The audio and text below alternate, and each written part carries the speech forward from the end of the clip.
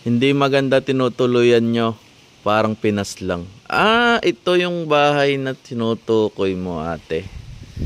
Medyo luma nga naman, parang Pilipinas. Pero para sa akin is comfortable naman siya. Pinaka-advantage nito, ate, is isang tao lamang sa isang kwarto.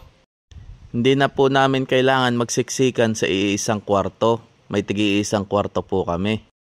Then yung ambience naman, sobra naman nakaka-relax siya. May mga ubas, mansanas. Yan. Medyo old nga lang talaga yung bahay. Then kung papasok naman tayo dito sa bahay, makikita nyo naman dito yung kusina. Kompleto naman yung gamit dyan. May ref. May CR din. May isang kwarto doon.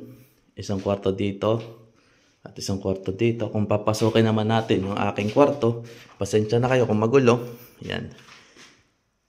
Dito ako nagla-live stream or nagla-live. At yan yung kwarto ko. Comfortable naman siya, ate. Kaya para sa akin, okay na okay ito. Magandang ambience, tahimik. Walang mga chismosa. Yan. Yan lang para sa'yo, ate. Itong videong to. Isama ko natin pala to, ate. Yung aming company is walking distance lang dito. Paglabas nyo ng pinto, yan, company na po namin yan. Hindi na talaga kami malilate sa pagpasok at di na kami biyabiyahe.